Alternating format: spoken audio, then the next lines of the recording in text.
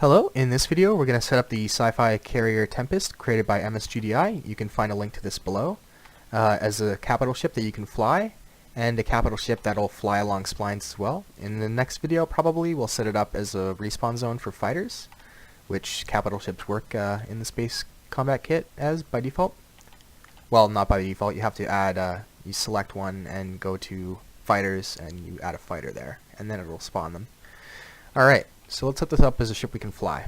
So we're going to go to our blueprints folder, go to ships, base classes, and off of base capital we're going to create a child blueprint class. You can right click it and name it ship capital Tempest, and we'll just move that into our ships folder. So we'll open that up, we'll select the mesh, and we'll replace it with the Tempest hull, and we're going to want to scale it up a bit so it matches the scale of everything else. So we'll set, whoops, don't do that, leave that unmovable. So we'll set this up to 30. Oh, that makes it huge, which is awesome. So we'll just get the cockpit actor and we'll drag this up to the front. If there's no cockpit actor selected, if it says none, it'll just use the camera itself for first person view. And there's a bool, I believe, to disable first-person view if you want to do that, but for now we'll just leave that. Alright, and then we'll get the spring arm as well for the third person, and I'll just increase this from 1 to 5 so we can move faster. And we'll set its length to, let's say, 2,500. No, we're going to need more than that, actually. You know what, let's set its scale to 20 by 20. That'll do for now, just so we're not spending too much time here.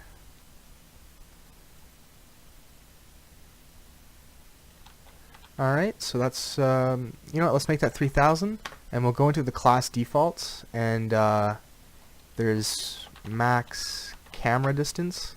We'll change that to 2500, and if you type in camera, you can also get camera zoom speed. We'll change that to 3, and I believe there's, if you type in zoom, there's zoom amount. We'll change that to 250 so it zooms a bit faster and such. Alright, and you can use the search bar to easily find these things that I'm saying, by the way, up here. It's the fastest way I find.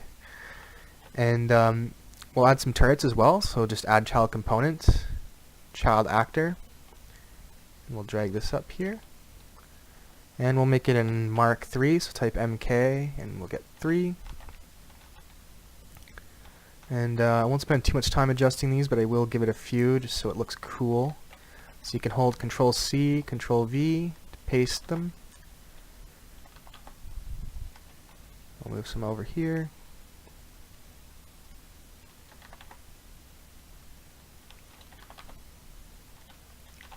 Alright, that'll... I don't want to spend too much time adjusting these. You can get them to your liking. I'll just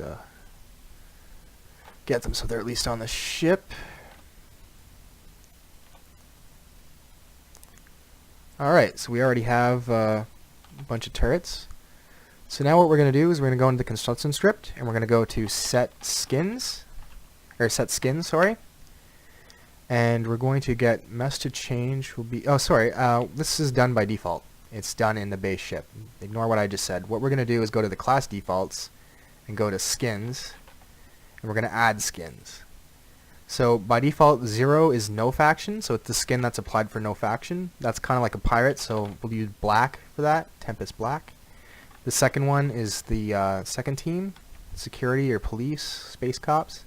So we'll use blue for that, Tempest blue. And the third one is pirates, so we'll use Tempest black for that. Compile, save. And now if you go into the world, we can drag in our Tempest.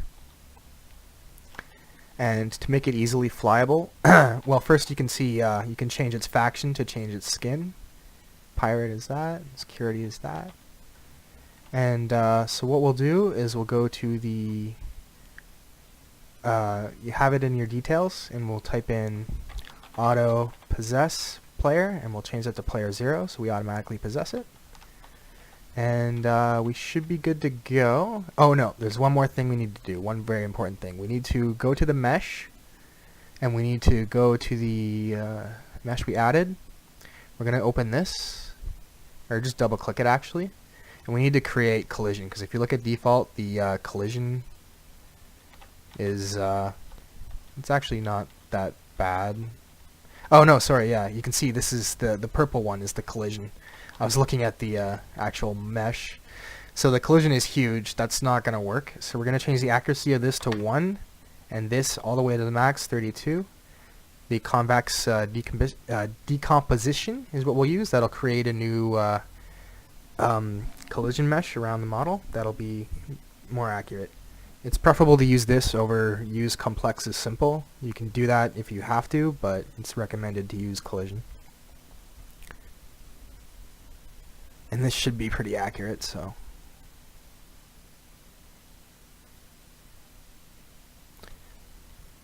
Yeah, it's pretty good. Alright, that should be good enough. So we'll save that. We'll hit play. And as you can see, we're already flying our Tempest. It's got the default roll values, so it's pretty fast, but you can see all its turrets are going. And we can take a look around here.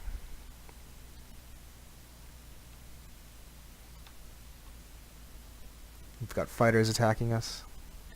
Alright, so in the next video we'll set it up so that you can actually have fighters that respawn inside the ship.